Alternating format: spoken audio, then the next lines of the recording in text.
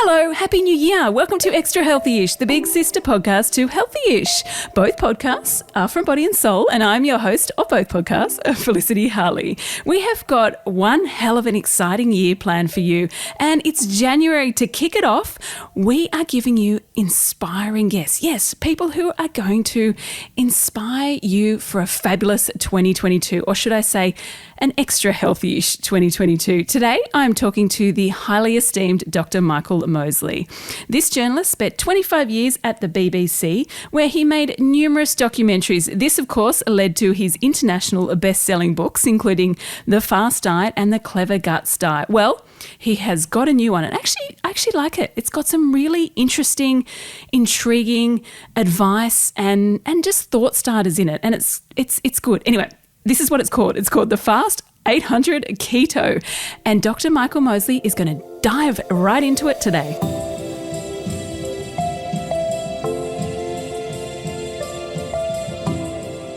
Dr. Michael Mosley, thank you for coming back on Extra Healthish, all the way from the UK via Zoom.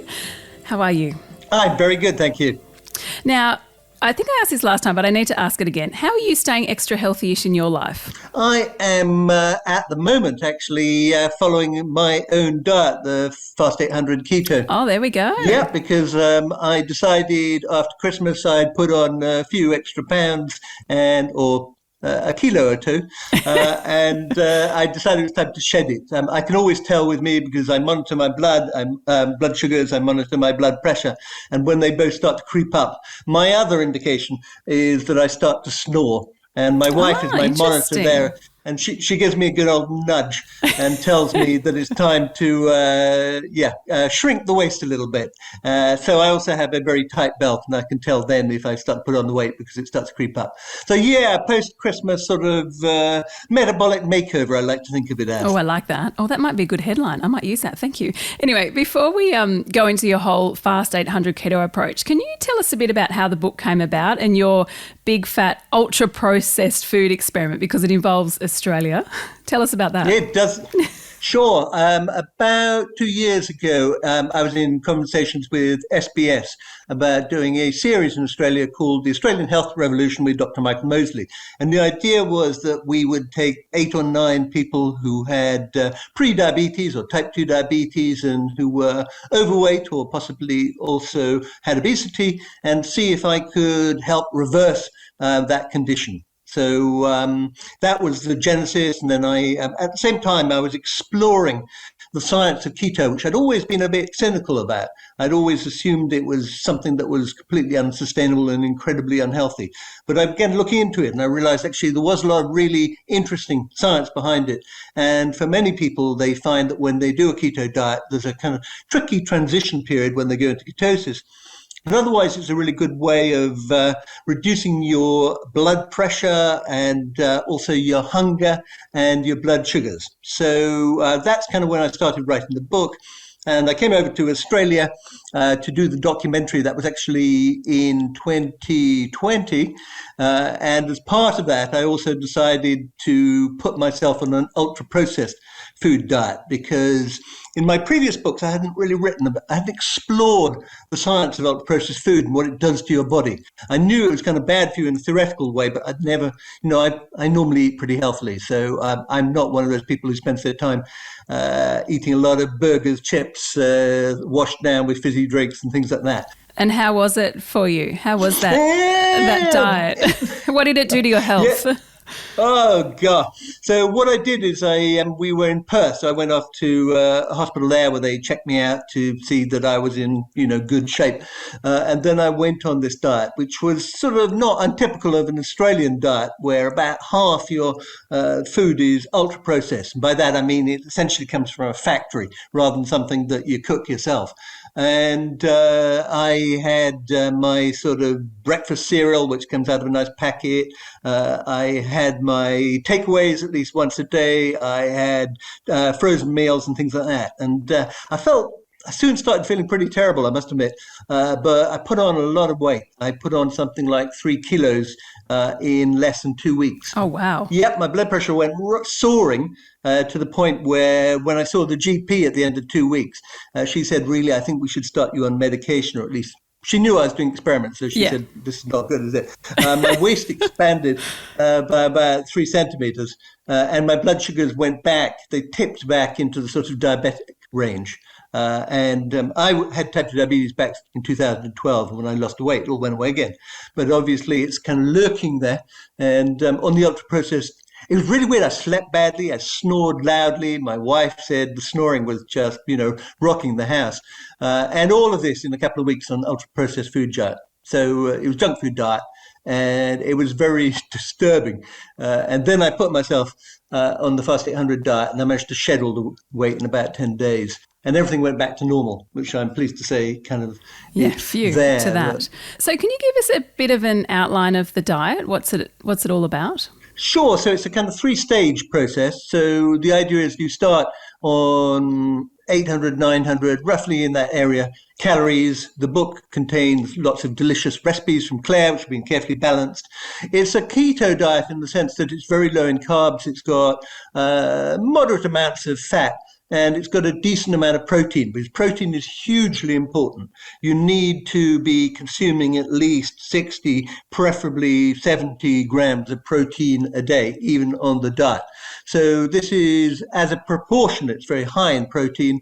It's modestly, the fats in it are all kind of healthy fats. There's lots of fish in these recipes, lots of olive oil, and you can get a decent amount of calories for 900 calories, surprisingly. And the idea is you stick on this diet with a bit of activity for at least 2 weeks and up to 12 weeks if you have a lot of weight to lose. And then you transition to doing this. I invented a diet years ago called the 5-2 diet. Yeah, so we know that one. That's what. You know that one. So the idea is you stick to this low calorie, low carb diet for a couple of weeks, for a couple of days a week, and on the other 5 days you start to introduce more carbs. Or there's another variant called 4-3, which people find in some ways more convenient. They do the sort of reduced calorie, reduced carb diet during the week, so Monday to Thursday, and then weekend they introduce some more alcohol. Yes, I like the sound of that one. Absolutely. So you do that for a transition period, and then you move over to a Mediterranean style diet, which is the sort of diet which is most widely recognized. It's broadly one where you eat plenty of healthy oils, decent amounts of protein. In the traditional Mediterranean diet, it would be fish, it would be olive oil, it would be nuts, plenty of veggies, yogurt, and healthy cheeses and things like that. So that's kind of the diet, and the occasional glass of red wine as well in the evening with your meal with your friends. And that's the sort of diet which has been, broadly accepted as one of the healthiest diets on the planet. Some people need to go a little bit lower carb, but there was a wonderful study called the PREDIMED study where they randomly allocated people to this and they demonstrated the health benefits. But I looked at the macros in that, and it works out at 40-40-20, 40% fat, 40% carbs, 20% protein. So that's the end game, if you like. Some people who have type 2 diabetes might benefit from going even lower carb than that. But that's broadly what I aim for at the end of this. And this is broadly the sort of diet I try to stick to long term because of the health benefits, because it's so tasty, and because it is sustainable. Because the only thing I'd say about a keto diet is it's tough to stick to because it is so high fat, and all those delicious carbs will start shouting at you. Well, that was actually one question. I mean, sending your body into ketosis at the beginning with reduced calorie intake. What's keeping us full here? What's stopping us, reaching for the chocolate or the snacks, or, just when you stop at the petrol station, grabbing something on the way? Sure. So the recipes do have lots of sort of satiating fats in them. As I said, they do contain olive oil and fish and things like that, which will keep you fuller. There's also some meat in there as well. But I think it's the protein content which is really what's going to keep you fuller, that we're aiming for for a decent whack of protein. And lots of studies now showing that protein is one of the major drivers of appetite. And as long as you can keep the protein content of your diet up, you can't go crazy on the protein, because if you do, you'll never go into ketosis. Because your body actually takes the protein and can turn it into sugar, basically into glucose, through a process called gluconeogenesis. So you kind of want to try and follow the guidelines in the book, and that one is enough to give you a satiating dose of protein a day. But it's not just your appetite, of course. You need protein for muscles, for your white cells, for your red cells, for loads of different things. And that's why in the book I go in some depth into the science of protein, the new science of protein, and a lot of research which has been done in Australia around the importance of protein and why it is one of the key drivers of hunger. Actually, I found that fascinating, your deep dive into protein. Is it the protein leverage hypothesis? Is that what it's called? Can you quickly tell us this and why it's so important? So this is the brainchild of Professor Stephen Simpson at Sydney University and his colleagues. And what they have been showing in numerous animal studies and now in human studies is that protein is probably the most important macro you have. It started off rather bizarrely with locusts, because when I met Steve some years ago, he told me the story. He said, "Why do locusts swarm?" And I said, "I don't know." And he said, "It's because normally they're very solitary creatures. Then what happens is the protein content of the crops they're feeding on drops. And so they go around looking for another source of protein. And the most convenient other source of protein is another locust." So what you see in a locust swarm is locusts trying to eat the locust in front of them and avoid being eaten by the locust behind them. So he thought, that's interesting. I mean, if it drives locusts completely crazy, then what's it doing to humans? And he did a number of human studies where he demonstrated that if you drop the protein content of food without people realizing it, then people will eat more and more. And he and his colleagues argue very convincingly, using quite a lot of data, that the rise of obesity, which we have seen worldwide, is the result of the protein content of our food going down as a proportion of our total diet. And he attributes that, in turn, largely to the rise of ultra-processed food. And that's because ultra-processed food, junk food, is typically quite low in protein. High in carbs and low in protein. It's high in carbs and fat, but low in protein. Classic of that would be beef-flavored crisps. Oh, good. I don't like those anyway, so that's good. No, yeah. but they delude you into thinking they have lots of protein in them. Yes. Actually, it's very low. Yes. And so what happens is your body has protein sensors in the mouth and throughout the gut. And so it knows when it's getting the good stuff and when it's not getting good stuff. And that's why you overeat in search of a desperate, search by your body for the protein it needs. So I loved researching that bit. I found it absolutely fascinating. Locusts, all sorts of other wonderful. I think you can eat locusts, can't you? You can actually eat them. I have eaten them. Yeah, absolutely. And what were they like? Crunchy, let's put it that way. Apparently, they've been trying to, this was a company in the UK who was importing them, and they were trying to rebrand them as flying prawns. Actually, that's it. I think I read about that. The new trendy superfood, locusts.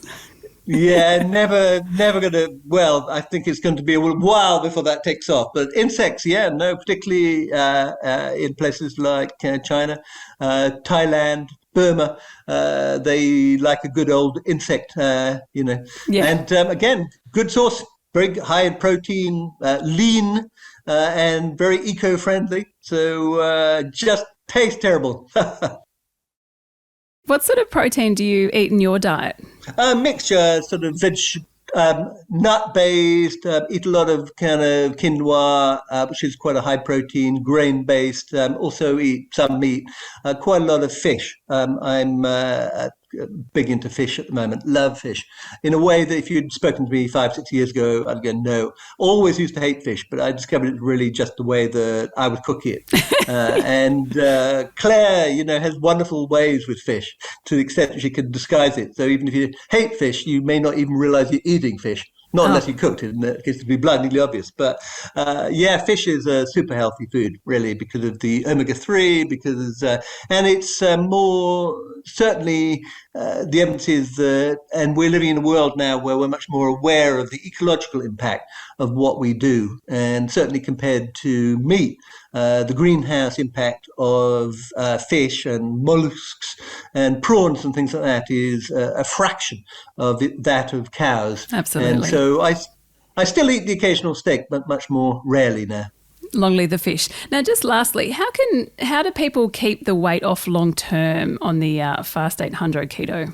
Sure. So there's quite a big section on that because I was conscious that I hadn't really written about it. And indeed, I got together with a collaborator who is an expert in cognitive behavioral therapy called Gary, Dr. Gary Lamb. And strangely enough, he'd actually done the diet and lost about 40 kilos on it. Oh, wow. Yeah. So he was very motivated and interested. And during the course of the diet, he'd applied many of these techniques himself. The first thing I'd say is if you move over to a Mediterranean style diet, that's much more satiating. As long as you're keeping the protein content up, you'll find that also more satiating. Your taste buds will change in the course of doing the diet, and you'll learn lots of delicious new recipes. But there's always the moments of temptation. So what Gary has done is introduced me to a lot of cognitive behavioral techniques and ones he uses himself. And they include simple things like, when you see the food, try not to think, the junk food, the tempting food, and particularly if your friends and your family happen to be eating it at the time. Yes, you can always blame them. Absolutely. Try to say to yourself, look, this is not, I'm not depriving myself. Because if you think you're being deprived, then, you go crazy. But think, this is the food that has made me overweight. This is the food that's made me diabetic. It's made me hypertensive. It's made me depressed. This is not good food. This is the food I need to avoid because I know the stuff that actually makes me feel good. And it doesn't mean you're never going to have it, because you certainly can have junk food sometimes. I have junk food sometimes. But it's a matter of, one of the techniques is to recast it, not as a treat, because that's what the big food companies have endlessly done. A little treat, harmless treat. Give yourself a treat. You deserve it. Have a chocolate, have a biscuit, have a thing like that. But it never stops at that, because most of us, my wife is one of those people who can stop. She can literally have one biscuit. I cannot. I eat the whole packet. I cannot stop at one square of chocolate, dark chocolate perhaps, but certainly the milky stuff, I start on it, I do not stop. And I know that about myself. So it doesn't mean I don't ever do it, but it means I don't have it in the house. I don't have it to hand. And I do think of it as the enemy. On the whole, this is stuff which has very little merit. It's basically just sugar, fat, almost no nutrients. And it's the thing which tipped me into type 2 diabetes. So really something I really need to try and avoid. That's just kind of one of the things. Yeah. And there are other things like accountability is hugely important. And that may mean standing on the scales. Personally, I favor a tight belt. So the worst of the fat is the fat around your tummy, visceral fat. So I wear a tight belt so I kind of know when I'm putting on weight again. And I also personally, because I have a family history of stroke and diabetes, I also monitor my blood sugars on a sort of monthly basis with a home kit, and also measure my blood pressure. I have a home kit there. And so I know when things are going awry, and I try and stamp it on the head as quickly as possible, because the worst thing you can do is allow it to progress. Because if you start to put on weight and, you put on a kilo, 2 kilos, 3 kilos, at some point you're going to put on 10 kilos, and then you're going to think, what's the point? So the main thing is to know when you're going off track and bang it on the head. And it's also very helpful if you have a partner like I do, Claire, who eats healthily all the time anyway, and who keeps, a good keeps influence. the evil stuff at bay. Exactly. Yeah. She's a very, very good influence, I have to say. Yeah. Well, Dr. Michael Mosley, I think your book is a perfect time for a new year. Thank you so much for coming on Extra Healthy-ish. Pleasure. If you liked what Dr. Michael Mosley is on about, make sure you grab his book. It is called The Fast 800 Keto. If you want more from us, remember Extra Healthy-ish. We publish a new episode every morning, Monday to Thursday. You can also download Healthy-ish, our other podcast. You can join the conversation via Body & Soul on Instagram, or jump online at bodyandsoul.com.au. And yes, we have one more thing. We are on YouTube now. Make sure you type in Body & Soul TV and you'll see some great interviews on there, and also this podcast lives on there. Anyway, thanks for listening, and if you have a moment, we'd be so grateful if you could rate, review and subscribe to this podcast. Hey, and until tomorrow, well, I hope you're having a great new year and stay extra healthy-ish.